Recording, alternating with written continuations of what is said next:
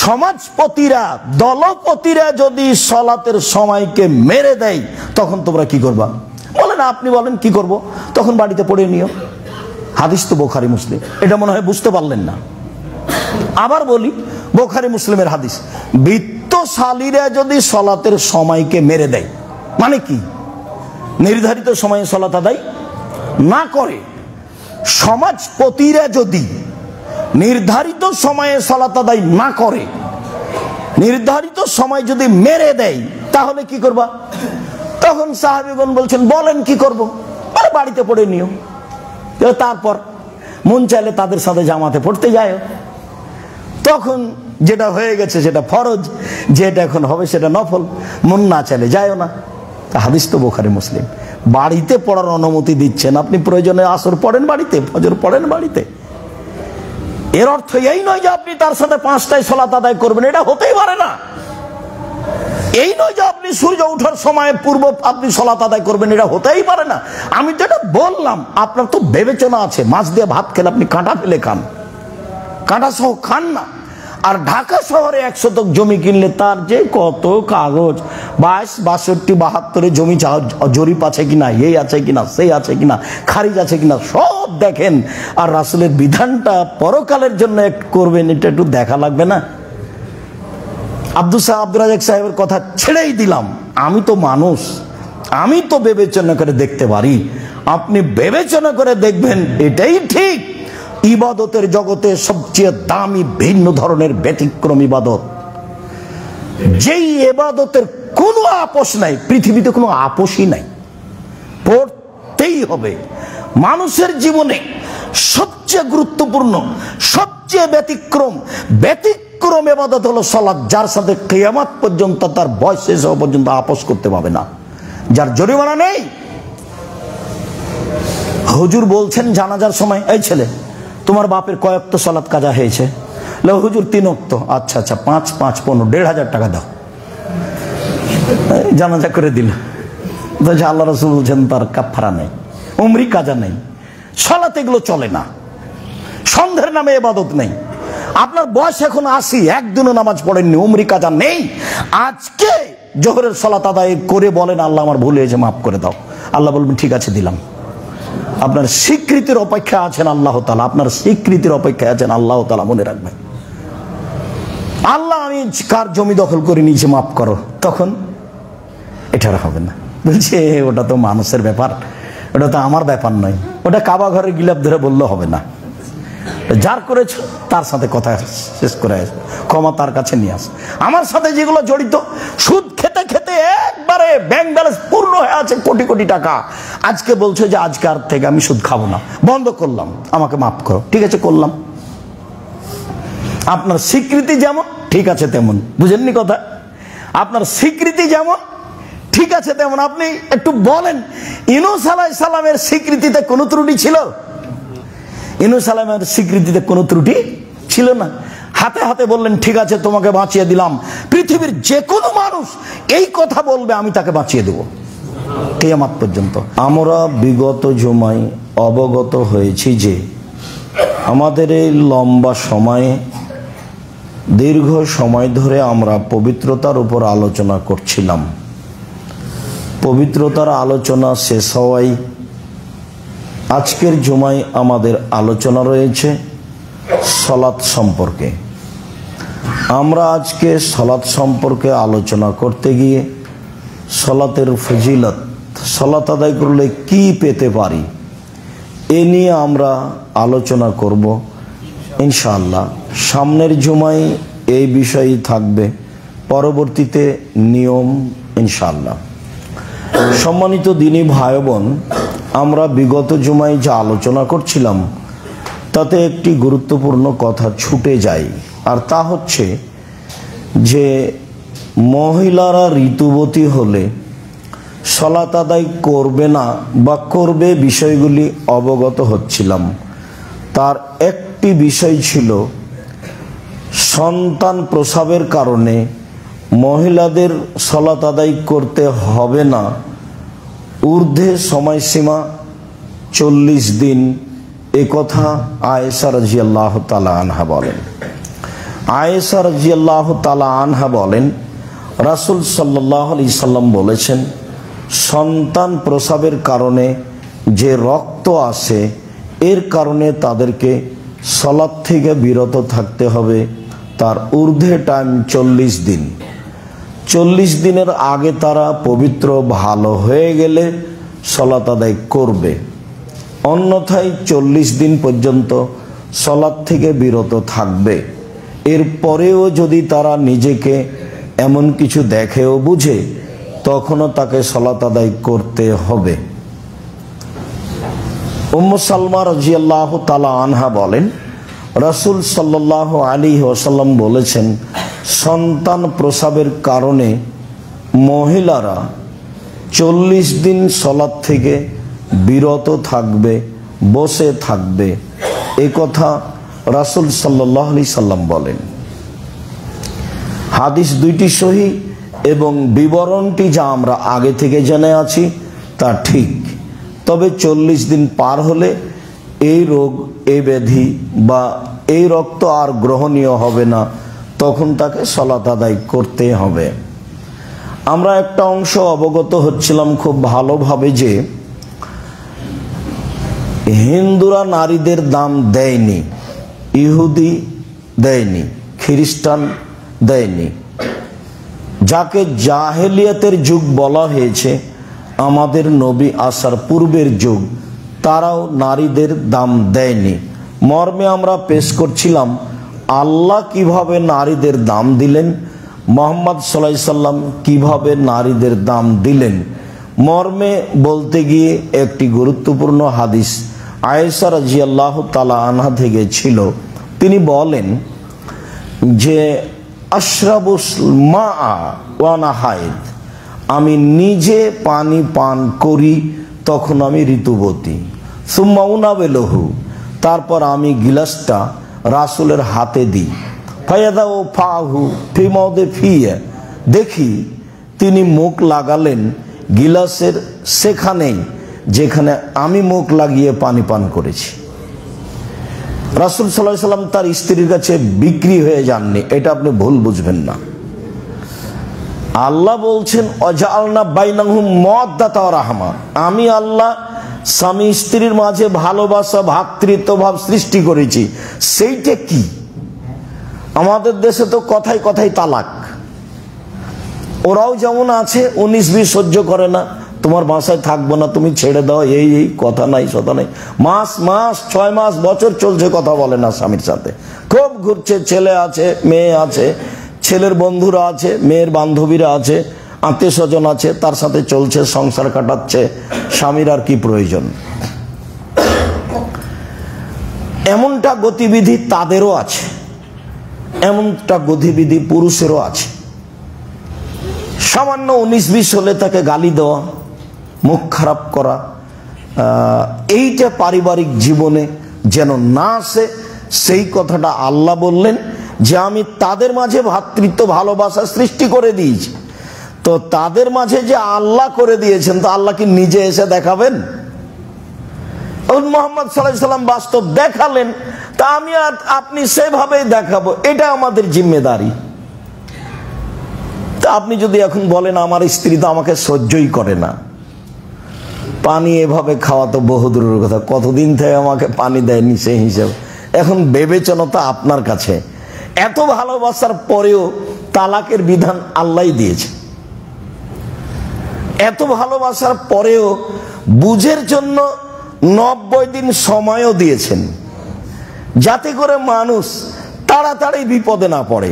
আয়েশা রাদিয়াল্লাহু তাআলা আনহা বলেন, ওয়া আতারাকুল আরকা ওয়া আনা হায়েদ, আমি নিজে একটা গোশত দাঁতে ছিঁড়ে খেতাম। আয়েশার নিজস্ব বিবরণ, হাদিস বুখারী মুসলিম। তারপর আমি গোশতের টুকরা রাসূলের হাতে দিতাম। ফায়াদাউ ফাহু ফি মাউদি ফিয়া, আমি দেখেছি গোশতের ওখানেই তিনি মুখ লাগিয়েছেন যেখানে আমি মুখ লাগিয়ে গোশতটা ছিঁড়ে খেয়েছি। এটা দিয়ে আমি আর আপনি কি বুঝলাম? তখন তো ঋতুবতী তিনি। ইহুদিটা বলছে ওকে বাড়িতে রেখে আসো, ছাই তোলা প্লেটে খেলে দাও, ওই প্লেটটা দিয়ে গিলাসটা দিয়ে ময়লা লেগা আছে, যেটা রুচি হয় না। আর জাহেলিয়াত তো বলেছে যে ওদেরকে বাড়ির পিছন দিকে একটা হিপস কুঁড়ে ঘর বানিয়ে রেখে দিতে হবে, সেখানে খাবে। কুষ্ঠরোগী মানুষ যেমন যেভাবে মানুষ বেঁচে চলে, হিসাব করে চলে, তার সাথে সেভাবে চলতে হবে। আর ওই মহিলার সাথে রাসূল সাল্লাল্লাহু আলাইহি সাল্লাম কি করলেন তা আয়েশা রাদিয়াল্লাহু তাআলা আনহা পুরো জীবন জাতির সামনে দিয়ে গেলেন যে আমি এইভাবে রাসূলের সাথে চলেছি থেকেছি। সম্মানিত দিনী ভাই বোন, অবশ্যই বিষয়টি উভয় পক্ষ থেকেই গ্রহণ করতে হবে, ধৈর্যের পরিচয় দিতে হবে। সমস্যা হলেই একেবারে যা ইচ্ছা তাই বলে ফেলতে হবে তা নয়, ও তো শয়তান করাচ্ছে। আপনি যখন বলেন ওও তখন বলে পাশাপাশি, তখন ভাবে দুইজনই যে ও কিছু বলতে পারে, আমি পারি না। আল্লাহ রাসূল বললেন যে জিজ্ঞাসা করা হলো বাঁচার পথ কি, তো বলছে আলজেমাল লেসানাক, মুখখান বন্ধ রাখো বেঁচে যাওয়া, এটাই তো উত্তর। আল্লাহ রাসূলকে বলা হলো বাঁচার পথ কি, তাহলে বাঁচার পথ কি মানে জাহান্নাম থেকে বাঁচার পথ কি, বাঁচার পথ কি মানে সমাজ থেকে বাঁচার পথ কি, বাঁচার পথ কি মানে ঝামেলা থেকে বাঁচার পথ কি, তো উত্তর কি বললেন? মুখখান বন্ধ রেখো, এটাই তো এক নম্বর কথা। আর দুই নম্বরে বললেন জরুরি প্রয়োজন ছাড়া বাড়ি ত্যাগ করা হবে না। আপনারই হবে না তা আপনার বউ বেটি বহুদূরের কথা। এই যে দিন রাত সিঁড়িতে উঠছে, এটাই মহিলাগুলো কি সবই হিন্দু? এগুলো কি সবই ইহুদি খ্রিস্টানের? এদের কি কারো বাপ নেই? এর কি কারো স্বামী নেই? এদের কি কারো ভাই নেই? এই সমাজই, এই পিতাই, এই ভাই, এই স্বামী নারীদেরকে একেবারে মাটিতে মিশিয়ে দিয়েছে, কুকুর শ্রীগালে পরিণত করেছে। এরাই অসভ্য। ও তো দামি সম্পদ। আল্লাহ রাসূল বলছেন আলমারাতু আওরা, মহিলা হচ্ছে ঢেকে রাখা বস্তু, ঘেরে রাখা বস্তু, সম্মানী বস্তু, ওর একটা দাম আছে। ওই যদি নিজেই রাস্তা রাস্তায় গড়ে বেড়াই, সবার সামনে খালি হয়ে ঘুরে, তো ওর দাম কে দিবে? ও তো ইবলিসের সাথে আছে। দেখুন ঠেকাবে কে? ঠেকাবে তার বাপ, ঠেকাবে কে? ঠেকাবে তার স্বামী। আল্লাহ রাসূল এটাই কথা বলছেন, তা আমাদের পক্ষ থেকে আর কি করার আছে? সম্মানিত দিনী ভাই বোন, রাসূল সাল্লাল্লাহু আলাইহি সাল্লাম যথাযথভাবে নারীকে মূল্যায়ন করেছেন। আয়েশা রাদিয়াল্লাহু তাআলা আনহা এবং উম্মে সালমা বা স্ত্রীর মাধ্যমে তা বাস্তব জাতির কাছে দিয়ে গেছেন। আল্লাহ তাআলা নারীদেরকে যথাযথভাবে মূল্যায়ন করেছেন, যেভাবে করা লাগে, অর্থ সম্পদ দিয়ে, মান সম্মান দিয়ে, ইজ্জত আবরু দিয়ে। আল্লাহ অনেক কিছু বলেছেন নারীদের ব্যাপারে, বিস্তারিত বিবরণ। কিভাবে কথা বলবে, কিভাবে চলবে, কিভাবে রাস্তায় হাঁটবে, তার বিবরণ আল্লাহ নিজে দিয়েছেন নারীকে লক্ষ্য করে। অথচ ইহুদি বলছে ও কিছুই না, ও তো ডাইনি, স্বামীকে খেয়ে নাই। আর খ্রিস্টান যা বলছে তো বলছে, যা আপনারা জানেন। হিন্দুরা যা করেছে তা করেছে, যা করছে তা করছে, তা তো আপনারা জানেন। সাত করে বাজনা দিয়ে বিবাহ শাদী দিয়ে বিদায় করে দিয়েছে, টাকা পয়সা দিয়ে। আর কোনোদিন এখানে এসে অর্থ সম্পদ চাইবা না, চিরদিনের জন্য বিদায় হয়ে যাও। কান্নাকাটি যাই হোক, জমি জায়গা হবে না। কান্নাকাটি যাই হোক, বাড়ি ঘর হবে না। আল্লাহ বলছেন ভাই বোন মিলে হিসাব করে ঢাকা শহরের বাড়ি ভাগ করে নিবে। আল্লাহ বলছেন, আল্লাহর নবী বলছেন, এবং বিষয়টি শক্তভাবে দেখা হয়েছে। জমি অর্থ সম্পদ বাড়িঘর বোনকে দেয় না, এটা শনি, রংপুর, দিনাজপুর, লালমনিরহাট, নীলফামারী, কুড়িগ্রাম, পঞ্চগড়, ঠাকুরগাঁ, গাইবান্ধা, জয়পুরহাট, বগুড়া এসব ডিস্ট্রিক্টের লোক দেয় না বলে আমরা শুনি। উত্তরবঙ্গের লোক, দক্ষিণবঙ্গের লোক যথাযথ দেয়। হয়তো বা আপনি বলবেন আব্দুর রাজ্জাক সাহেব কাছাকাছি সবাই একই। হ্যাঁ, হতে পারে। আর মনে হয় যেন এত দামি সম্পদ বোনকে দিয়ে দেবো, ভগ্নিপতি ভোগ করবে, কেমনে হয়? এটা আমার আর আপনার কিছু করার নাই, এ তো বিধান উপর থেকে। এখানে আমার আর আপনার কিছু করার নাই, এ তো বিধান উপর থেকে। আল্লাহর সরাসরি বিধান মেনে নেওয়াতে কল্যাণ আছে। তখন আমি ওই ছেলেটাকে বলেছি যে তোমার পিতাকে যদি আমি কুকুর শ্রীগালের চেয়ে খারাপ প্রমাণ করতে না পারি, জাতির সামনে আমি কোথায় বলবো না? তোমার দাদা মারা গেছে আজ থেকে 10 বছর আগে, এখন পর্যন্ত তোমার আব্বা তোমার ফুপুকে জমি বুঝিয়ে দেয়নি। তুমি তোমার আব্বাকে কালকে বলিও, আব্বা ভাগ্য নিয়ে এসেছে দুনিয়াতে, ভাগ্য ছেড়ে আসেনি। ভাগ্যে যদি জমিদারি থাকে জমিদারি করে খাবো, ভাগ্যে যদি ভিক্ষা করা থাকে ভিক্ষা করে খাবো, ফুফুর জমি খেয়ে বাঁচতে রাজি নই। আমি কি ভাগ্য ছেড়ে এসেছি? না আব্বা, আমি তো ভাগ্য ছেড়ে আসিনি, আমি তো ভাগ্য নিয়ে এসেছি। আর আপনারা তার জাজল্য প্রমাণ 2 বছর 5 বছর আগে দেখিয়েছিলাম। ও গাড়ি ঠেলতো, বেটা পিছন দিকে গাড়ি পিছন দিক থেকে ঠেলতো, আর বাপ ওই গরুর গাড়ির মতো চাকাওয়ালা সামনের দিক থেকে টেনে যেত কাপড়ের বস্তা। দেখি সে আজকে বিত্তশালী। এটাই তো পৃথিবী। সম্মানিত দিনী ভাই বোন, মহান আল্লাহ বলেন, হাফিযু আলাস সালাওয়াত ওয়াস সালাতিল উস্তা। পৃথিবীর মানুষ, তোমরা 5 ওয়াক্ত সালাতকে গুরুত্ব সহকারে রক্ষা করো, বিশেষভাবে আসরের সালাত। যারা সরাসরি কোরআন হাদিস মানতে পারেনি তারা এরকম জায়গায় পিছিয়ে পড়ে গেছে। বিশেষভাবে আসরের সালাত মানে আসরের সালাতকে সময়ের সাথে সাথে পড়ার চেষ্টা করতে হবে। এটাই বেশি দামি সালাতের মধ্যে। কেন? এটা কাজের সাথে জড়িত। তখন মানুষ কাজে ব্যস্ত, তখন মানুষ আয় উপার্জনে ব্যস্ত। ফজরের টাইমে তো অত ব্যস্ত নয়, জোহরের টাইমে তো বিরতি আছে, মাগরিবের টাইমে তো কাজ বন্ধ হয়েছে, এশার পরে তো মানুষ ঘুমিয়ে যাবে। তাহলে সবচেয়ে ব্যস্ত মানুষ আসরের টাইমে। সেই সালাতকে মানুষ নিয়ে গেছে সূর্য ডোবার পূর্বে। প্রায় মসজিদে তাই, আপনার কিছু করার নেই। মহান আল্লাহ বলেন, পৃথিবীর মানুষ 5 ওয়াক্ত সালাতকে যথাযথভাবে আদায় করো, বিশেষভাবে আসরের সালাত। মহান আল্লাহ বলেন, কাদ আফলাহাল মুমিনুন আল্লাযীনা হুম ফি সালাতিহিম খাশিউন। যারা ভয় ভীতি নিয়ে নির্ধারিত সময়ে সালাত আদায় করে তারাই সফল হলো। এটা আল্লাহ বলছেন। আবু হুরায়রা রাদিয়াল্লাহু তাআলা আনহু বলেন, রাসূল সাল্লাল্লাহু আলাইহি সাল্লাম বলেছেন, আউয়ালু মা ইসআলুল আবদু ইয়াউমাল কিয়ামাহ সালাহ। বিচারের মাঠে মানুষকে যখন তার জীবনের সব কর্ম সম্পর্কে জিজ্ঞাসা করা হবে, তখন আল্লাহর পক্ষ থেকে মানুষকে প্রথম যেটা জিজ্ঞাসা করা হবে সেটা সালাত। তবে কোন জায়গাতে বর্ণনায় আসবে প্রতিবেশী হক, মানুষের হক আমি কেমন আদায় করেছি, আপনি কেমন আদায় করেছেন, এ মর্মে যে বিষয়গুলিতে জিজ্ঞাসা হবে, জমি জায়গা দখল করা আর সবকিছু, পাড়া প্রতিবেশী ভাই বোন তার সাথে কেমন চলেছি, তখন প্রথম জিজ্ঞাসা হবে 2 প্রতিবেশী। প্রতিবেশীর সাথে টিকাও খুব কঠিন, খুবই কঠিন, এমনিতে লেগে যায়, কথাই বলা যায় না।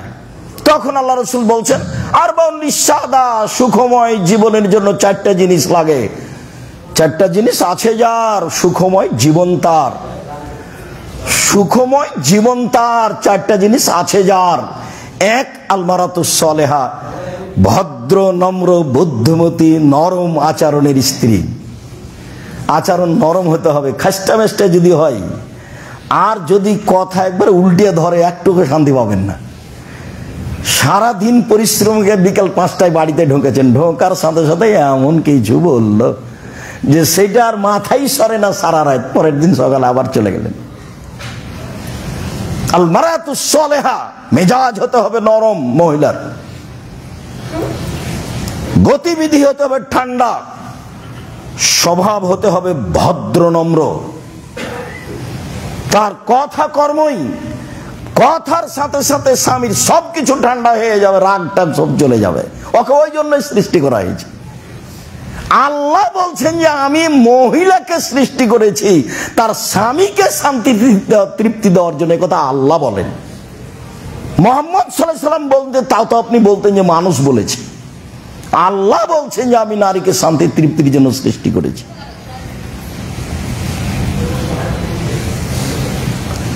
তো 2, আল জারুস সালেহ, প্রতিবেশী ভালো যার, সুখময় জীবন তার। 1 নম্বরে হলো ভালো স্ত্রী যার, সুখময় জীবন তার। 2 নম্বর প্রতিবেশী ভালো যার, সুখময় জীবন তার। 3, আল মারকাবুল হানি, একটা ভালো গাড়ি, সাইকেলটা চেন পড়ে না, গাড়িটা চাকা নষ্ট হয় না, উঠতেই চাকা নষ্ট হয়, মনে হয় যে গাড়িটা ছেড়ে রাস্তার গাড়িতে চলে যায়। কৃষক গাড়ি জমি চাষ শুরু করলে গরুটা শুয়ে যায়, কাজ করে না।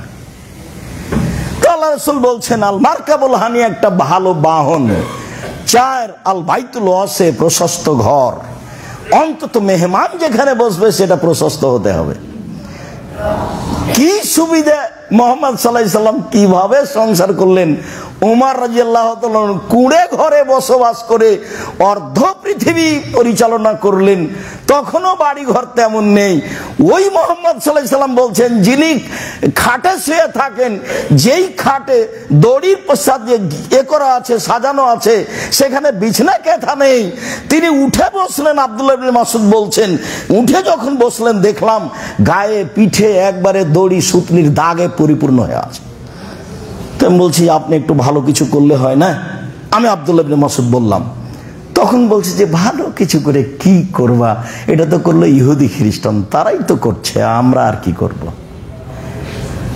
তখন বলছেন আব্দুল্লাহ ইবনে মাসউদ কুন ফি দুনিয়া কান্নাকা গরীব, তুমি দুনিয়াতে থাকো তুমি যেন অপরিচিত, ও আবের সাবিলিন তুমি যেন পথিক, আছি নেই। 3 উদ্দা নাফসাক মিন আহলিল কবরে, নিজেকে কবরের সদস্য ভেবো। 24 ঘন্টা ভাববে আমি কোথাকার সদস্য, কবরের সদস্য। বড় বড় সদস্য ভেবে লাভ নাই। এই কথা মুহাম্মদ সাল্লাল্লাহু আলাইহি সাল্লাম উত্তরে বললেন। তারপরেও তিনি বলছেন যে একটা প্রশস্ত ঘর লাগবে, মানে প্রশস্ত ঘরে জীবিকা নির্বাহ কি আছে, শান্তিপূর্ণ আছে, ভালো আছে। নইলে মুহাম্মদ সাল্লাল্লাহু আলাইহি সাল্লাম এভাবে কেমনে বলেন। আগেকার মানুষের, ধনী মানুষের বাড়িতে কাচারি ঘর থাকতো, বিশাল লম্বা কাচারি ঘর, ওখানে লোকজন আসতো বসতো। মুহাম্মদ সাল্লাল্লাহু আলাইহি সাল্লাম ওইটাই বলছেন 4টে জিনিস আছে যার, সুখময় জীবন তার, 1 ভালো স্ত্রী, 2 ভালো প্রতিবেশী, 3 ভালো গাড়ি, 4 প্রশস্ত ঘর, এভাবেই বলছে। আবু হুরায়রা রাদিয়াল্লাহু তাআলা আনহু বলেন মানুষকে প্রথম যেটা জিজ্ঞাসা করা হবে সেটা সালাত। এটা হলো আল্লাহর সাথে জড়িত বিষয়, যেগুলো সালাত আছে, সিয়াম রোজা আছে, হজ আছে, যাকাত আছে, তাসবিহ তাহলিল আছে, কোরআন তেলাওয়াত আছে, আল্লাহর সাথে জড়িত যেগুলো তার প্রথম জিজ্ঞাসা হবে সালাত।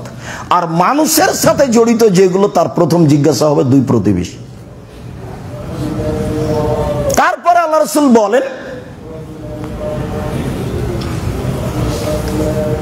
যার সালাত ঠিক হলো তার সব ইবাদত ঠিক, যার সালাত বাতিল হলো তার সব ইবাদত বাতিল। মানুষের ইবাদত নির্ভর করে তার সালাতের উপরে। সালাত যদি টিকে যায় সব ইবাদত টিকে গেছে, সালাত যদি না টিকে সব ইবাদত বাতিল হয়েছে। একাধিক দিন শুনেছি, আব্দুর রাজ্জাক বিন ইউসুফের মুখেই শুনেছি যে ইবাদতের জগতে সবচেয়ে দামি ইবাদত সিয়াম রোজা, ইবাদতের জগতে সবচেয়ে শক্তিশালী ইবাদত হলো দান। দান ইবাদত এবং সবচেয়ে পাওয়ারফুল। হজ করে আপনি জান্নাত পেতে পারেন, কিনতে পারবেন না।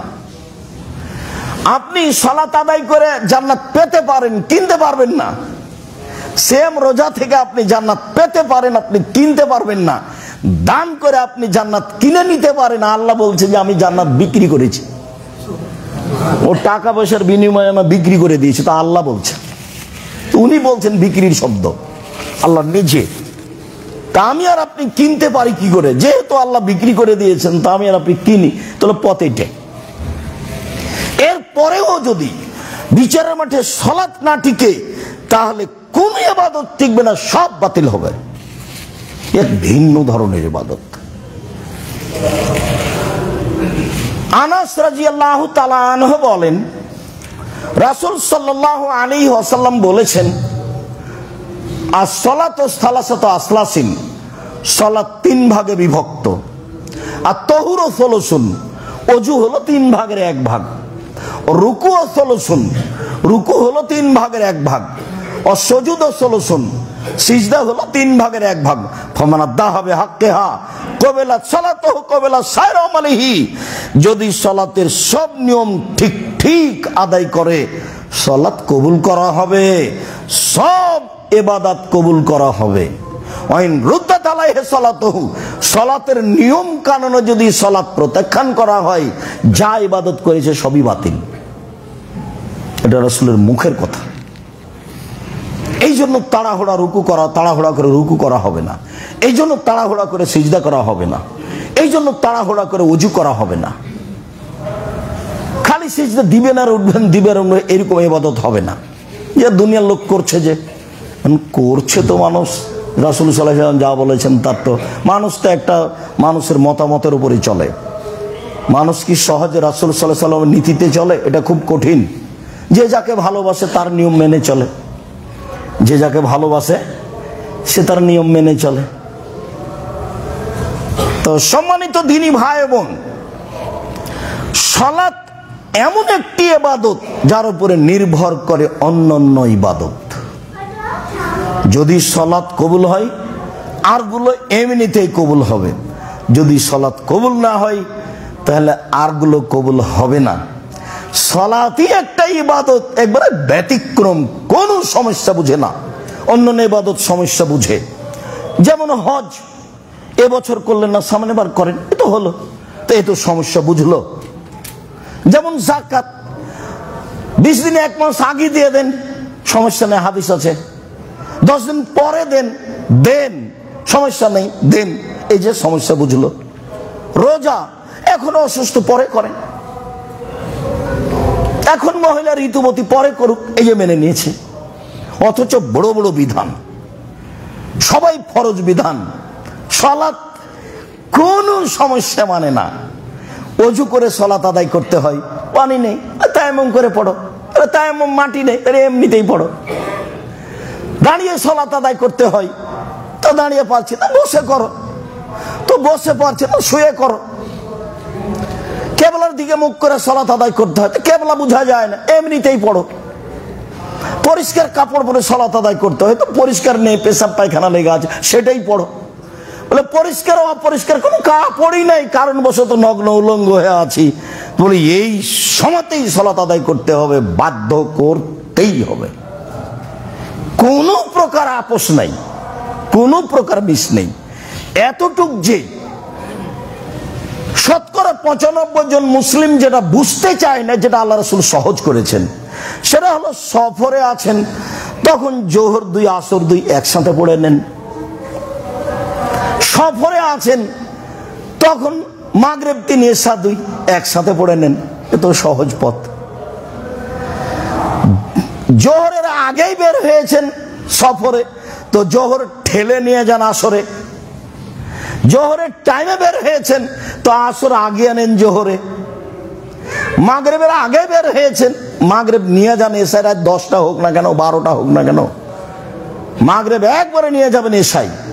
মাগরিবের টাইমে বের হয়েছেন, এশা নিয়ে চলে আসেন মাগরিব। সব সহিহ হাদিস, সময়ের গতিতে সব আসবে ইনশাআল্লাহ। তো আল্লাহ পথ সহজ করেছেন। এরা তো এখন বলছে যে আরে রাসূলের যুগে না বিপদ ছিল, সেজন্য এখন বিপদ নাকি, কেন জমা করতে হবে? আবার বলছে কেন কসর করতে হবে? আল্লাহ নবী বলছেন এটা আল্লাহর পক্ষ থেকে দান, তুমি দানটা নিবে না কেন? আল্লাহ বলছেন যে ঠিক আছে, আমি তোমাকে এটা করে দিলাম, সাদকা করে দিলাম, নাও, এটা 4 ছিল, আমি 2 করে দিয়েছি। এটা আল্লাহর পক্ষ থেকে নেওয়া, যেটা দেওয়া হয়েছে যেটা নেওয়া উচিত, এটাই সুন্নাত। আবু হুরায়রা রাদিয়াল্লাহু তাআলা আনহু বলেন, রাসূল সাল্লাল্লাহু আলাইহি ওয়াসাল্লাম বলেছেন, as-সালাওয়াতুল খামস, 5 ওয়াক্ত সালাত, ওয়াল জুমাতু ইলাল জুমা, গত জুমা থেকে এই জুমা, ও রমাদান ইলা রমাদান, গত রমাজান থেকে সামনে রমাজান, মুকাফফিরাতুন, সব পাপ ক্ষমা। গত জুমায় পড়েছি সালাত, এই জুমাও পড়বো, মধ্যের পাপ নেই, গেছে। গত রমাজানে করেছি সিয়াম, এই রমাজানে করব, মধ্যের পাপ গেছে। জোহরের পড়েছি, আসরের পড়ব, মধ্যের পাপ মিটে গেছে, সব শেষ। কখন? এজাজতনে বাতিল কাবায়ের, যখন কাবিরা গুনাহ থেকে বেঁচে থাকবে তখন। কাবিরা গুনাহ এভাবে শেষ হয় না। সুদ খাওয়া কাবিরা গুনাহ, ঘুষ দেওয়া কাবিরা গুনাহ, শিরক করা কাবিরা গুনাহ, বাপ মায়ের অবাধ্য চলা কাবিরা গুনাহ, মিথ্যা সাক্ষী কাবিরা গুনাহ, জেনা কাবিরা গুনাহ, রাহাজানি কাবিরা গুনাহ, হত্যা করা কাবিরা গুনাহ, লুটপাট করা কাবিরা গুনাহ, জমি দখল করা কাবিরা গুনাহ। যাওয়ার সময় দেখবেন কে বড় ক্ষতিগ্রস্ত একটা বই আছে, সব যা আলোচনা আছে সবই কাবিরা গুনাহ। তো মানুষ যদি কাবিরা গুনাহ থেকে বেঁচে থাকে তাহলে মধ্যে যা হয়েছে তা মিটে যায়, মধ্যে যা হয়েছে তা মিটে যায়। তো কাবিরা গুনাহের জন্য কি করতে হবে? অনুতপ্ত হয়ে আর করব না বলে স্বীকৃতি দিয়ে বলতে হবে আস্তাগফিরুল্লাহ ওয়া আতুবু ইলাইহ, বলতেই থাকতে হবে। মুসা আলাইহিস সালাম এক থাপড় দিয়ে তো মানুষ মারলেন, ফেরাউন তো যা বলল তা বললই। মুসা আলাইহিস সালাম প্রথমে ফেরাউনকে বললেন স্বাধীনতা ফিরিয়ে দেন, স্বাধীনতার খুব দাম আছে। একবারে গিয়েই মুসা আলাইহিস সালাম প্রথম বাক্য ফেরাউনকে বলছে স্বাধীনতা ফিরিয়ে দেন, মানে বনী ইসরাইলকে ছেড়ে দেন, দাস দাসী করে রেখেছেন কেন? তো এখন ফেরাউন কি বলবে? এখন ফেরাউন বলছে ও তোমাকে তো আমি লালন পালন করেছি, তুমি তো আমার মাঝে বহুদিন ছিলে, শিশুকালে আমি তোমাকে লালন পালন করেছি, যেগুলো করেছে সেগুলো এখন বলতে লাগলো। তারপরে তুমি তো আমার মাঝে বহুদিন ছিলে, আরে তুমি তোমার কর্ম করেছো, যা করেছো, তুমি থাপ্পড় দিয়ে মানুষ মেরেছো, তুমি বড় অকৃতজ্ঞ। একসাথে এতটি বাক্য বলে থামলো ফেরাউন। তখন মুসা আলাইহিস সালাম বলছেন হ্যাঁ আমি যা করেছি তা করেছি, তখন আমি ভুল পথে ছিলাম, মানে আমি থাপ্পড় দিয়ে মানুষ মেরেছি,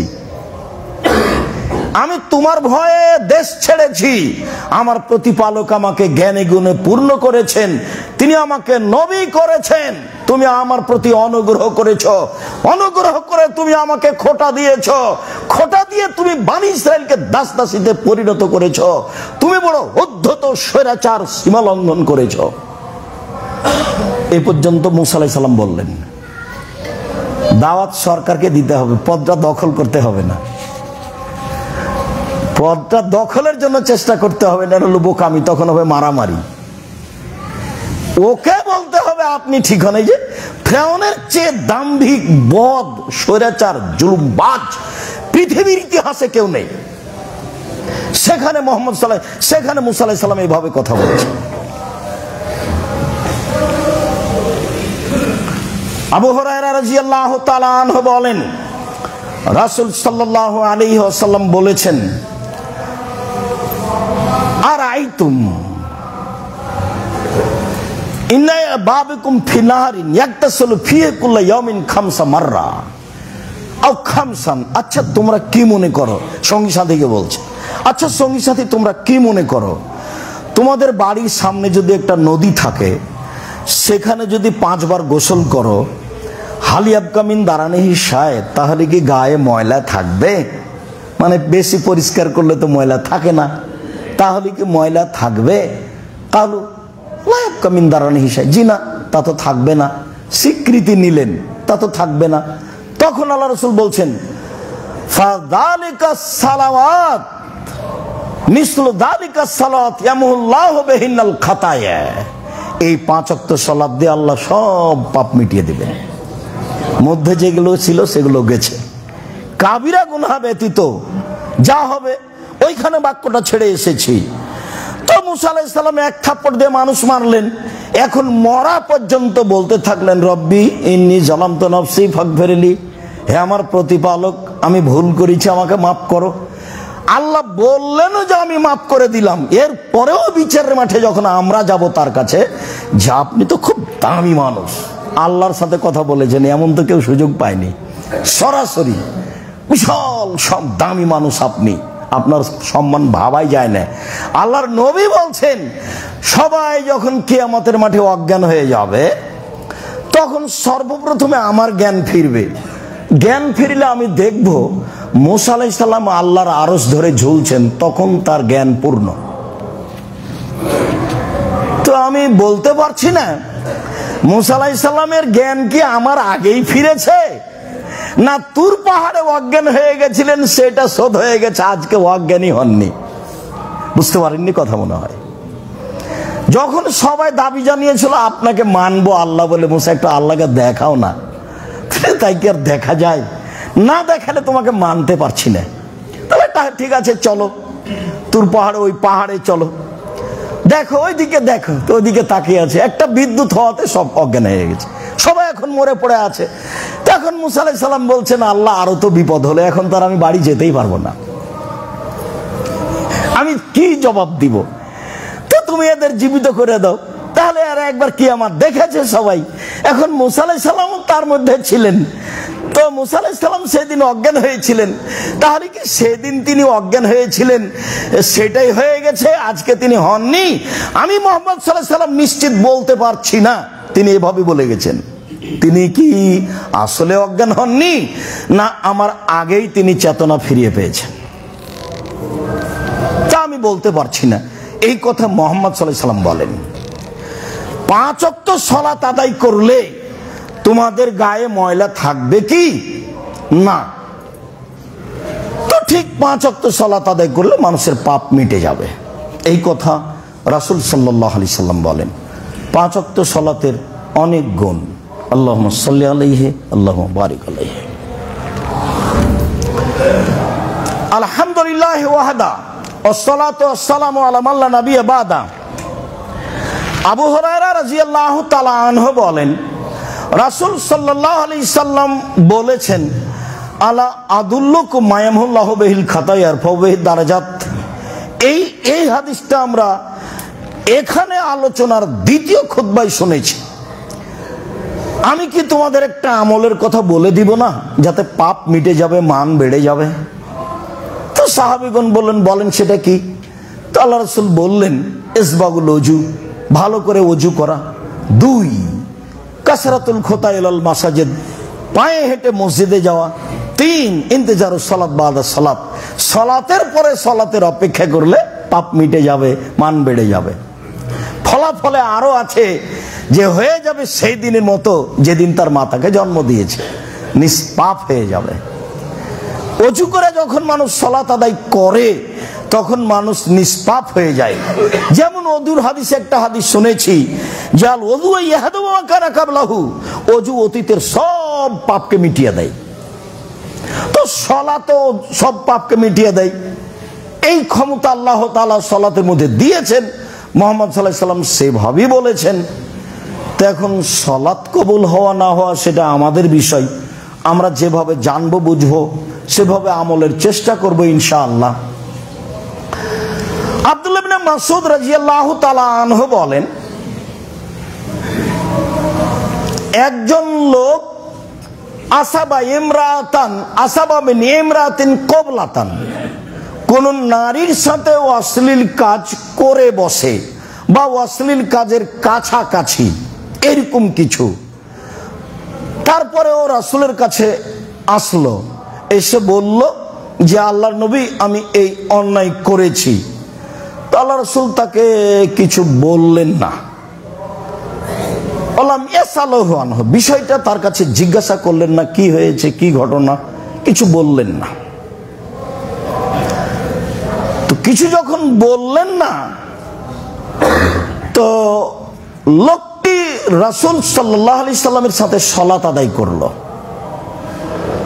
যখন ও সালাত আদায় করলো তখন রাসূল সাল্লাল্লাহু আলাইহি সাল্লাম বলছেন যে তুমি যে অন্যায় করেছো এই অন্যায় সালাতের কারণে আল্লাহ মিটিয়ে দিয়েছেন।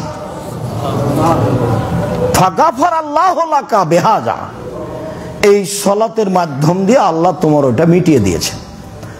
তখন ওই ব্যক্তি বা অন্য ব্যক্তি বলছেন, আল্লাহর নবী আলিয়া হাদা মাখসুস, এটা কি আমার জন্য খাস? তখন আল্লাহ রাসূল বলছেন, না না, লে জামিয়া উম্মতি কুল্লিহিম, আমার সব উম্মত, সবাই, কেউ যদি চূড়ান্ত কাবিরা গুনাহে না যায় তাহলে তার সালাতের মাধ্যমে সব মাপ। আবার আনাস রাদিয়াল্লাহু তাআলা আনহু বলেন, জা রাজুলুন লিন নবী সাল্লাল্লাহু আলাইহি সাল্লাম ওয়া ক্বালা ইন্নী আশাদ্দু হাদ্দান ফাকিমহু আলাইয়া। একটা লোক এসে বলছে, আল্লাহ রাসূল, আমি এমন একটা অপরাধ করেছি যাতে আপনাকে শাস্তি দিতে হবে, অতএব আপনি আমাকে শাস্তিটা দিয়ে ফেলেন। তখন আল্লাহ রাসূল তাকে কিছু বললেন না। ফাহাজারাতি সালাত, ইতিমধ্যে সালাতের টাইম হয়ে গেছে। ফাসাল্লামা নবী সাল্লাল্লাহু আলাইহি সাল্লাম, লোকটি রাসূলের সাথে সালাত আদায় করলো। সালাত আদায় সালাম ফিরতেই ফালাম্মা কাজা রাসূলুল্লাহ সাল্লাল্লাহু আলাইহি সাল্লাতা, আল্লাহ রাসূল যেমনই সালাত শেষ করেছেন, ফাঁকা মারা জুল, লোকটি দাঁড়িয়ে গেছে সবার সামনে। দাঁড়িয়ে গিয়ে বলছে যে ফাকিম আলাইয়াল হাদ, হে আল্লাহর নবী, আপনি আমার প্রতি শাস্তি বাস্তবায়ন করুন। ফি কিতাবাল্লাহ, আল্লাহর বিধান আপনি আমার উপরে বাস্তবায়ন করুন। তখন আল্লাহ রাসূল তাকে বলছেন, আলাইসা কাদ সাল্লাইতা মা'ানা, কেন তুমি আমাদের সাথে সালাত আদায় করনি? হ্যাঁ আপনার সাথে, না হ্যাঁ আপনার সাথে আমি সালাত আদায় করলাম। তখন রাসূল সাল্লাল্লাহু আলাইহি ওয়াসাল্লাম বলছেন, কাদ গাফারাল্লাহু লাকা হাদ্দাকা, তুমি যেটা ভাবছো যে আমাকে শাস্তি দিতে হবে, আমি শাস্তি উপযুক্ত হয়েছি, সালাতের কারণে আল্লাহ সেটা মিটিয়ে দিয়েছে। হাদিস কিন্তু বুখারী মুসলিম। এখানে আরেকটা কথা উল্লেখ্য যে মানুষ পাপ করছে, করবেই স্বাভাবিক, মানুষই। মানুষ যখন ফিরে আসবে কাউকে না বলে, তা আল্লাহ তার পাপ গোপন রেখে দিবেন, কিয়ামতের মাঠেও গোপন রাখবেন। তখন যখন মানুষ নিজেকে বুঝবে যে আমি পাপী, যখন নিজেকে বলবে আমি পাপী, স্বীকৃতি দিবে। ইউনূস আলাইহিস সালামের মতো, ইউনূস আলাইহিস সালামকে আল্লাহ অনুমতি দেননি, জনগণ তোমার কথা শোনে না বলতেই থাকো, তো জনগণের উপরে গজব আসবে এই কথা বলে আপনি পালিয়ে যান কেন? আল্লাহ তাআলা ইউনূস আলাইহিস সালামকে বলছে, আরে জনগণ আপনাকে মানেনি, তো মানেনি, সেই জন্য জনগণের উপরে গজব আসবে এই বলে পালিয়ে যান মানে? তো নৌকায় উঠলেন, নৌকা আর চলে না, তো বলে কি ব্যাপার, তাহলে লটারিতে যার নাম আসবে তাকে পানিতে সাগরে ফেলে দিতে হবে। তো লটারিতে বারবার তার নামই আসে, এবং সবাই বলে এত ভদ্র নম্র মানুষ, তিনি তো নবী, তো তার নামই আসলো, ফলাফলে তাকে ফেলে দিতে হলো, মাছে খেয়ে নিল। তো উনি বললেন, লা ইলাহা ইল্লা আনতা সুবহানাকা ইন্নী কুনতু মিনাজ জালিমিন, আল্লাহ ছাড়া কোনো মাবুদ নাই, তোমার পবিত্রতা বর্ণনা করি, আমি অপরাধী। ক্ষমা চাইলেন কি? না তো, ক্ষমা চাননি।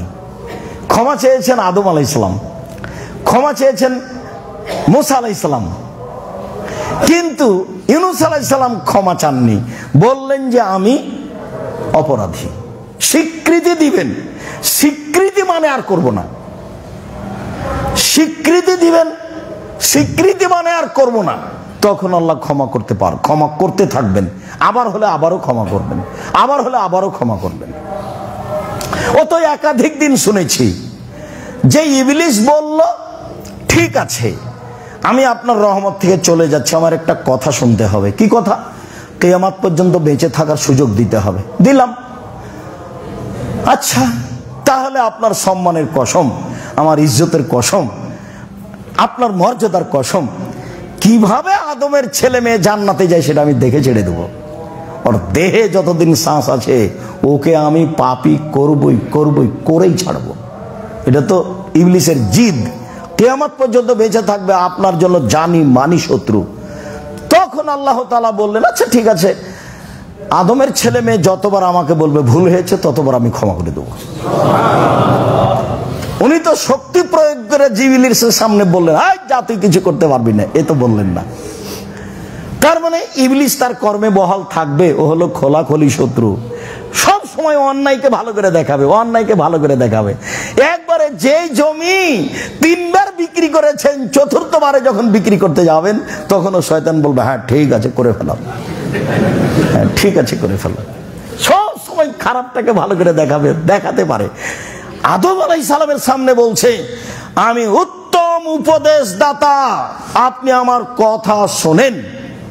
সরাসরি যদি ইবলিস এসে বলে, থাকা হবে না এখানে,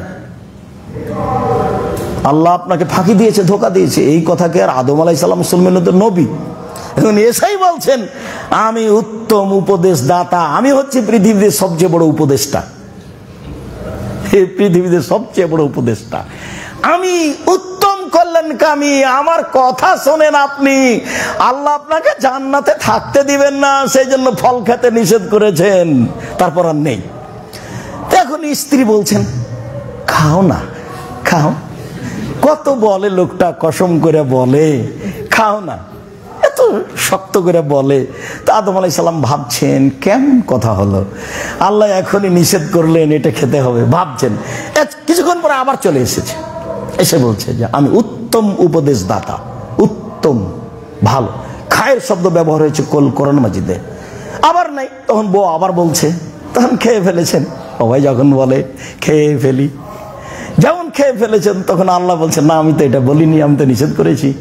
এবার তখন উনি তো বলতে লাগলেন রব্বানা যালামনা আনফুসানা ওয়া ইল্লাম তাগফির লানা ওয়া তারহামনা লানাকুনান্না মিনাল খাসিরিন। আব্দুল্লাহ ইবনে মাসউদ রাদিয়াল্লাহু তাআলা আনহু বলেন রাসূল সাল্লাল্লাহু আলাইহি সাল্লামকে আমি জিজ্ঞাসা করলাম যে আইয়ুস সালাতে আহাব্বু ইলাল্লাহ, আইয়ুল আমালে আহাব্বু ইলাল্লাহ, আমলের মধ্যে সবচেয়ে প্রিয় আমল আল্লাহর কাছে কোনটা, এটা জিজ্ঞাসা। এবার উত্তর দেখেন, হাদিস কিন্তু বুখারী মুসলিম।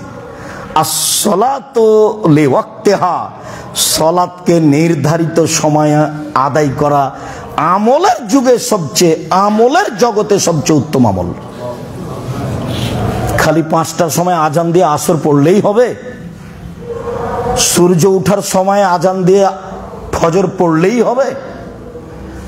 সূর্য ডুবার পর পরই একটু পরই আজান দিয়ে এশা পড়লেই হবে? এশার সালাত যত দেরি হবে তত নেকি বেশি আছে। মাগরিবের সালাত যত তাড়াহুড়া করে নির্ধারিত সময় হবে তত বেশি নেকি আছে। আসরের সালাত যত একবারে নির্ধারিত সময়ের উপরে হবে তত নেকি বেশি আছে। এ তো বিধান, এ তো আর একজনকে মেনে চলা, আসলে কিছু নয়। কিন্তু আসলে হলো এই যে ইউনূস আলাইহিস সালামকে স্বীকৃতি দিতে হবে, আসলে হলো এই যে আপনাকে মেনে নিতে হবে। জি, নবী বলেছেন মেনে নিলাম, আর কে কি বলে সেটা ভাববার সুযোগ নেই, খালি মেনে নেওয়া। সালাত তো আমাকে 5টার সময় আসরের পড়াই লাগলো, তো এখন সেইটা পড়তে চাচ্ছি 3টে, 3:15, 3:30। তো সেটা আল্লাহ রাসূল বলছেন, জিজ্ঞাসা হলো সবচেয়ে উত্তম আমল কোনটি, তখন উত্তর কি আসলো? সালাতকে তার নির্ধারিত সময়ে আদায় করা। হাদিস বুখারী মুসলিম। আমি আবার জিজ্ঞাসা করলাম সুম্মা মান, বলেন তারপর কোনটা? তখন তিনি বললেন বিররুল ওয়ালিদাইন, পিতামাতাকে মেনে নেওয়া। আমলের জগতে সবচেয়ে প্রিয় আমল হলো পিতামাতাকে মেনে নেওয়া। 3, আমি আবার জিজ্ঞাসা করলাম তারপরে? তিনি বললেন আল জিহাদু ফি সাবিলিল্লাহ, আল্লাহর পথে জিহাদ করা। তো আল্লাহর পথে জিহাদ তো আসলে আমরা বাস্তব দেখতে পাই না। কেতাল পার্টি রাতে রাতে মানুষ মেরে দিয়েছে, ওরা বলছে আমরা মুজাহিদ, এটা তো নয়। ঘুমের ঘরে মানুষকে মেরে দেওয়া, তো এটা তো জিহাদ নয়। আমরা কে বড় লাভবান ভাই বিস্তারিত লিখেছি, বইয়ের নাম কে বড় লাভবান। তাতে কোনটা জিহাদ কোনটা কেতাল তা আমরা বিস্তারিত দেখেছি, যা লিখেছি সেটা যাওয়ার সময় দেখবেন। বলছিলাম দিনী ভাই বোন, রাসূল সাল্লাল্লাহু আলাইহি সাল্লাম সবচেয়ে প্রিয় আমল কোনটা দেখালেন সেটা যেন মাথায় থাকে। আস-সালাতু লিওয়াক্তিহা, সালাতকে তার সময়ে আদায় করা। শেষ টাইমে আদায় করে বলবেন যে বুজুর্গানে দিনে বলেছেন, এটা হবে? শেষ টাইমে আদায় করে বলবেন বড় হুজুরেরা কি জানতেন না? আপনি সব জানেন, আমি কিছুই জানি না, আপনি জানেন। আপনি এখন এখান থেকে বের হয়ে আপনি রিয়াদুস সালেহিন বই পড়েন, এখান থেকে বের হয়ে বাংলা বুখারী বই পড়েন, এখান থেকে বের হয়ে বাংলা মুসলিম পড়েন। যেইটা আপনার কাছে সিদ্ধান্ত আসবে বিবেচনায় সেটাই করবেন, তবে কোনো জায়গাতে ভালোবাসা রেখে করবেন না। ভালোবাসা মানুষকে বোকা বানায়, ভালোবাসা মানুষকে বোকা বানায়। একবার যদি কোনো মেয়েকে ভালোবেসে ফেলেন, জাহান্নামে ঢোকানো ছাড়া পর্যন্ত আপনি থাকতে পারবেন না। সবসময় পাপটা দেখবেন ভালো, পাপটা দেখবেন ভালো, পাপটা দেখবেন ভালো। সুন্দর করে সাজিয়ে নিচ্ছে যে ওই সময়তে আসিও কথা হবে, ওই সময়তে কথা বলে বলো। আপনি ঠিক ওই সময়তে প্রস্তুত, আপনি ঠিক ওই সময়তে চলে গেছেন। শয়তান এমন পাগল বানালছে, মনে হয়েছে আপনি একটা আস্ত পাগল। এটা ইবলিসের কাজ। ও তো ওয়াদা করে নিয়েছে রাসূল আল্লাহর সামনে। বিবেচনা ছাড়া তো আপনি ভালোবাসা দিয়ে কাজ করলে নির্ধারিত সময়ে সালাত আদায় করতে পারবেন না। জাবের রাদিয়াল্লাহু তাআলা আনহু বলেন, রাসূল সাল্লাল্লাহু আলাইহি সাল্লাম বলেছেন, বাইনাল আবদি ওয়া বাইনাল কুফরি তারকুস সালাহ, সালাত আদায় করে যে সে মুসলমান, সালাত আদায় করে না যে সে কাফের। হাদিস মুসলিম। জাবের রাদিয়াল্লাহু তাআলা আনহু বলেন, রাসূল সাল্লাল্লাহু আলাইহি সাল্লাম বলেছেন, আল আহাদুল্লাযী বাইনানা ওয়া বাইনাহুম, আমাদের মাঝে আর ইহুদি খ্রিস্টানদের মাঝে ওয়াদা অঙ্গীকার যেটা, আমাদের মাঝে আর ইহুদি খ্রিস্টানদের মাঝে তফাৎ যেটা, সেটা হলো সালাত। ওরা সালাত আদায় করে না, আমরা করি। ওরা সালাত আদায় করে না, আমরা করি। এই হলো সালাত। উবাদা ইবনে সামিত রাদিয়াল্লাহু তাআলা আনহু বলেন, রাসূল সাল্লাল্লাহু আলাইহি ওয়াসাল্লাম বলেছেন, আস-সালাওয়াতুল খামস, 5 ওয়াক্ত সালাত, ইফতারাদাহুন্নাল্লাহু তাআলা, আল্লাহ এটা ফরজ করেছেন। মান আহসানা ওযুহুন্না, কোন ব্যক্তি যদি সালাতের ওযুকে সুন্দর করে করে, ওয়া সাল্লাহুন্না লিওয়াক্তিহিন্না, সালাতকে তার যদি নির্ধারিত সময় আদায় করে, কথাটা কিন্তু বারবার আসছে, ফাসাল্লাহুন্না লিওয়াক্তিহিন্না, সালাতকে তার যদি নির্ধারিত সময়ে আদায় করে, ইন্নাস সালাতা কানাত আলাল মুমিনিনা কিতাবাম মাওকুতা, নিশ্চয় সালাত মুমিনের উপরে নির্ধারিত সময় লেখা আছে, আল্লাহ বলছেন।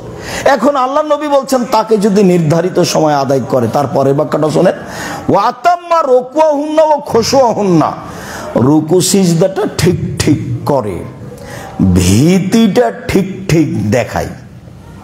অমনোযোগী হয়ে সালাত আদায় করলে হবে? 20 রেখাত তারাবি পড়ছেন, 10 রেখাতের পরে মাথায় হাতে বলছেন আল্লাহু সুবহান, আরো 10 আছে, কখন যে হবে। বিরক্তির শেষ নাই। আর সিজদা দিলেন আর উঠলেন, দিলেন আর উঠলেন। কেরাত কমিয়ে দেন, কেরাত পড়েন অল আসর, অল আসর ইন্নাল ইনসানা লাফি খুসর ইল্লাল্লাযিনা আমানু ওয়া আমিলুস সালিহাত ওয়া তাওয়াসাউ বিল হক ওয়া তাওয়াসাউ বিস সাবর। বাস রুকুতে চলে যান, রুকু ঠিক মতো করবেন, এবারে চাঙ্গা করে সুন্দর করে, সময় আসলে বিস্তারিত বলবো ইনশাআল্লাহ। সিজদা সুন্দর করে করেন, একবারে চাঙ্গা করে সুন্দর করে সিজদা করবেন। তারপরে আত্তাহিয়াত পড়ে সালাম ফিরে দেন, যদি না সময় থাকে দুরূদ পড়ে সালাম ফিরে দেন। সময় থাকলে পড়তেই থাকেন একবারে রব্বির হামহুমা কামা রাব্বায়ানি সাগীরা পর্যন্ত, যা আছে মুখস্থ সালামের পরে সব বলেন। সময় নাই, আত্তাহিয়াত দুরূদ পড়েই সালাম ফিরে দেন। কিন্তু আপনি রুকু এবং সিজদায় দুর্বলতা দেখাতে পাবেন না, এটা নিষেধ, কঠিনভাবে নিষেধ। সুন্দর করে আদায় করলো, ভয় ভীতি নিয়ে করলো। এখন আল্লাহ রাসূল বলছেন, কান আল্লাহু আলাল্লাহি আহাদুন, এবার আল্লাহর সাথে আমার একটা চুক্তি হয়ে গেল। যখন আমি সুন্দর করে রুকু সিজদা করলাম, তখন আল্লাহর সাথে আমার একটা চুক্তি হয়ে গেল যে ইয়াগফিরুল্লাহু, আল্লাহ তাকে ক্ষমা করে দিবেন। বাস, আল্লাহর সাথে চুক্তি ফাইনাল হয়ে গেছে, তিনি ক্ষমা করে দিবেন। আমার সাথে তো আর মুখামুখি চুক্তি হবে না। আল্লাহ তোমাকে বলবে না, হ্যাঁ ঠিক করে রুকু করো, জি করলাম, ঠিক করে সিজদা করো, জি করলাম, হ্যাঁ সালাম ঠিক করে করো, ব্রেক করলাম, আচ্ছা ঠিক আছে, এই যে হাতে হাত মিলাও, চুক্তি হয়ে গেল, জান্নাতে যাওয়া। এভাবে কি হবে আল্লাহর সাথে চুক্তি? আল্লাহ নবী বলছেন যে রুকু সিজদা ঠিক ঠিক আদায় করলো, ভয় ভীতি নিয়ে সালাত আদায় করলো, কানা লাহু আলাল্লাহি আহাদুন, তার জন্য আল্লাহর সাথে চুক্তি হয়ে গেল, ইয়াগফিরুল্লাহু, আল্লাহ তাকে ক্ষমা করে দিবেন। এটা আল্লাহ রাসূল বলছেন। ওমাল্লাম ইয়াফআল, যেভাবে করে না, ফালাইসা লাহু আহাদুন আলাল্লাহি, তার সাথে আল্লাহর চুক্তি নেই। ইনশা আযাবাহু, চাইলে আল্লাহ এখন শাস্তি দিবেন, ওয়া ইনশা গাফার, আল্লাহ চাইলে তাকে ক্ষমা করে দিবেন। আর চুক্তি নাই, কি করবেন সেটা আল্লাহর ব্যাপার। আর যদি আমি ঠিক ঠিক সালাত আদায় করি সময় মতো, তাহলে আমার তার সাথে কি হয়ে গেছে? চুক্তি হয়ে গেছে। মুখামুখি তার সাথে কোনো কথা হয় না। এখন মুহাম্মদ সাল্লাল্লাহু আলাইহি সাল্লাম বলছেন যে মসজিদ আল্লাহর ঘর, আমি যে মসজিদে বসতে চাচ্ছি, যার যে মালিক তার কাছে অনুমতি নাও। কিভাবে নিব? আমি তো আর বলতে পারি না আল্লাহ আমি আপনার ঘরে বসতে চাচ্ছি, এটা কি হবে? তো হবে না। তো হবে না, তো আপনি কিভাবে করবেন? অনুমতি নেবেন। 2 রাকাত সালাত, 2 রাকাত সালাত আদায় করেন, অনুমতি হয়ে গেছে। এটাই বিধান। মুহাম্মদ সাল্লাল্লাহু আলাইহি ওয়াসাল্লাম বলছেন। তার সাথে জিবরাইলের সাথে আমার আপনার কথা হয় না। আয়েশা রাদিয়াল্লাহু তাআলা আনহা বলছেন, আল্লাহর নবী আমাকে বলছেন, আয়েশা হাজা জিবরাইল ইকুরেকা সালামা। আয়েশা এই যে জিবরাইল তোমাকে সালাম দিল, এই যে জিবরাইল। একসাথে 2 জন আছেন, এক খাটের উপরে, এক বিছানে, এক ল্যাপের নিচে 3 জন। মুহাম্মদ সাল্লাল্লাহু আলাইহি ওয়াসাল্লাম, আয়েশা রাদিয়াল্লাহু তাআলা আনহা, জিবরাইল আলাইহিস সালাম, এক বিছানে, এক খাটের উপরে, এক ল্যাপের নিচে 3 জন। এখন মুহাম্মদ সাল্লাল্লাহু আলাইহি ওয়াসাল্লাম বলছেন, আয়েশা এই যে জিবরাইল তোমাকে সালাম দিল। তো আল্লাহ রাসূল তো এখানেই দেখাচ্ছেন, তো কই আয়েশা দেখতে পান না কেন? এখন আয়েশা রাদিয়াল্লাহু তাআলা বলছেন, ওয়ালাইহিস সালাম ওয়া রাহমাতুল্লাহি ওয়া বারাকাতুহু। তার উপরে সালাম, তার উপরে শান্তি, তার উপরে সালাম, তার উপরে শান্তি। ফাতারা ওয়ালা নারা, আপনি তো দেখতে পান না, আমরা তো দেখতে পাই না। জিবরাইল তো আমাদের দেখতে পান, আমরা তো দেখতে পাই না। আপনি তো দেখতে পান, আমরা তো দেখতে পাই না। এক বিছানে জিবরাইলের সাথে আমাদের কথা হয় না সরাসরি, আল্লাহর সাথে কিভাবে সরাসরি কথা হবে? আল্লাহর পদ্ধতি এই। সম্মানিত দিনী ভাই বোন, আমরা আলোচনা করছিলাম সালাতের ফজিলত। সময়ের গতিতে আরো অনেক আলোচনা আছে সালাতের ফজিলতের ব্যাপারে, সালাতের মর্যাদার ব্যাপারে। আপাতত আজকের মতো এই পর্যন্ত বলে আমি আপনাদেরকে আন্তরিকভাবে অনুরোধ জানাচ্ছি যে ভুলেও কখনো তাড়াহুড়া করে সালাত আদায় করবেন না। তাড়াহুড়া দেখাবেন কোন জায়গায়? কিরাত। মনে থাকবে না মনে হয়? আরো যদি তাড়াহুড়া দেখাতে চান তাহলে আসেন, সূরা ফাতিহা পড়ার পরে বলবেন কাফ, রুকুতে চলে যান। এক আয়াত হয়ে গেছে। কাফ, এক আয়াত হয়ে গেছেন। এক আয়াত হয়ে যায়নি, এক আয়াত হয়ে গেছে। দেখেন আয়াত দেওয়া আছে। আর না হলে বলেন মুদহাম্মাতান, এক আয়াত হয়ে গেছে। মানে আপনার ব্যস্ততার কথা আমি বলছি। আসর দিয়ে যদি না হয়, কাউসার দিয়ে যদি না হয়, তাহলে সূরা ফাতিহার পরে ওটাই যান, দিয়ে রুকুতে চলে যান। কিন্তু রুকু সিজদায় তাড়াহুড়া করতে পাবেন না। রুকু সিজদাকে তার স্থানে সুন্দর করে বহাল রাখতে হবে। উম্মে হানি বলছেন, মক্কা বিজয়ের পরে আল্লাহর নবী আমার বাসায় ঢুকলেন, তিনি 8 রাকাত চাস্তের সালাত আদায় করলেন। এত হালকা সালাত আমার জীবনে আমি কোনোদিন দেখিনি। তবে রুকু সিজদা ঠিক ঠিক করলেন। 8 রাকাত চাস্তের সালাত আদায় করলেন। এত তাড়াহুড়া করে সালাত আদায় করতে আমি কোনোদিন দেখিনি। তবে রুকু সিজদা ঠিক ঠিক করলেন। এইটা যেন আপনার ঠিক হয়, সময় যেন ঠিক হয়। যার কারণে আল্লাহ রাসূল বলেছেন, সমাজপতিরা, দলপতিরা যদি সালাতের সময়কে মেরে দেয় তখন তোমরা কি করবা? বলেন, আপনি বলেন কি করব? তখন বাড়িতে পড়ে নিও। হাদিস তো বুখারী মুসলিম। এটা মনে হয় বুঝতে পারলেন না। আবার বলি, বুখারী মুসলিমের হাদিস। বিত্তশালীরা যদি সালাতের সময়কে মেরে দেয়, মানে কি? নির্ধারিত সময়ে সালাত আদায় না করে। সমাজপতিরা যদি নির্ধারিত সময়ে সালাত আদায় না করে, নির্ধারিত সময় যদি মেরে দেয়, তাহলে কি করবা? তখন সাহাবীগণ বলছেন, বলেন কি করব? আরে বাড়িতে পড়ে নিও। তারপর মন চাইলে তাদের সাথে জামাতে পড়তে যায়। তখন যেটা হয়ে গেছে সেটা ফরজ, যেটা এখন হবে সেটা নফল। মন না চাইলে যায়ও না। হাদিস তো বুখারী মুসলিম। বাড়িতে পড়ার অনুমতি দিচ্ছেন, আপনি প্রয়োজনে আসর পড়েন বাড়িতে, ফজর পড়েন বাড়িতে। এর অর্থ এই নয় যে আপনি তার সাথে 5টায় সালাত আদায় করবেন, এটা হতেই পারে না। এই নয় যে আপনি সূর্য ওঠার সময় পূর্ব আপনি সালাত আদায় করবেন, এটা হতেই পারে না।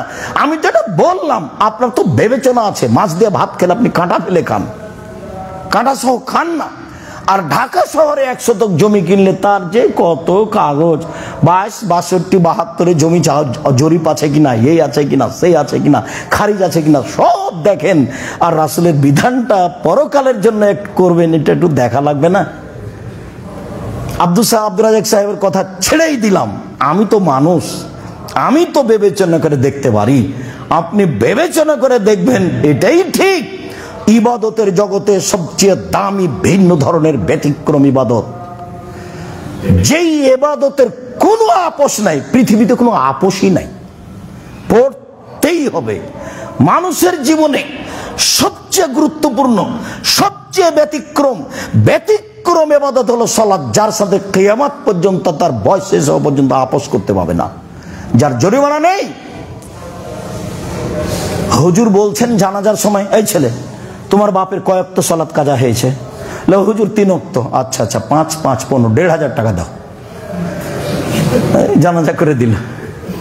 আল্লাহ রাসূল বলছেন তার কাফারা নেই, উমরি কাজা নেই, সালাত এগুলো চলে না, সন্ধ্যের নামে ইবাদত নেই। আপনার বয়স এখন 80, একদিনও নামাজ পড়েননি, উমরি কাজা নেই, আজকে জোহরের সালাত আদায় করে বলেন আল্লাহ আমার ভুল হয়েছে মাফ করে দাও, আল্লাহ বলবেন ঠিক আছে দিলাম। আপনার স্বীকৃতির অপেক্ষা আছেন আল্লাহ তাআলা, আপনার স্বীকৃতির অপেক্ষায় আছেন আল্লাহ তাআলা, মনে রাখবেন। আল্লাহ আমি কার জমি দখল করে নিয়েছি মাফ করো, তখন এটা হবে না। বলছে ওটা তো মানুষের ব্যাপার, ওটা তো আমার ব্যাপার নয়, ওটা কাবা ঘরের গিলাপ ধরে বললে হবে না, যার করেছ তার সাথে কথা শেষ করে আস, ক্ষমা তার কাছে নিয়ে আস। আমার সাথে যেগুলো জড়িত, সুদ খেতে খেতে একবারে ব্যাংক ব্যালেন্স পূর্ণ হয়ে আছে কোটি কোটি টাকা, আজকে বলছে যে আজকার থেকে আমি সুদ খাবো না, বন্ধ করলাম, আমাকে মাফ করো, ঠিক আছে করলাম। আপনার স্বীকৃতি যেমন ঠিক আছে তেমন, বুঝেননি কথা? আপনার স্বীকৃতি যেমন ঠিক আছে তেমন। আপনি একটু বলেন, ইউনূস আলাইহিস সালামের স্বীকৃতিতে কোনো ত্রুটি ছিল? ইউনূস আলাইহিস স্বীকৃতিতে কোনো ত্রুটি ছিল না। হাতে হাতে বললেন ঠিক আছে তোমাকে বাঁচিয়ে দিলাম। পৃথিবীর যে কোনো মানুষ এই কথা বলবে আমি তাকে বাঁচিয়ে দেব কিয়ামত পর্যন্ত। সম্মানিত দিনী ভাই বোন, অবশ্যই আলোচনা মেনে চলার চেষ্টা করবেন, আল্লাহ কবুল করুক। অবশ্যই দানের হাতটা প্রশস্ত করবেন, খালিভাবে যেন কোটাটা পার না হয়, এটা খুব ভালোভাবে মনে রাখবেন। যারা কর্মচারী আছি তারাও, যারা এখানে ছাত্র আছি তারাও, যারা শিক্ষক আছি তারাও, সবাই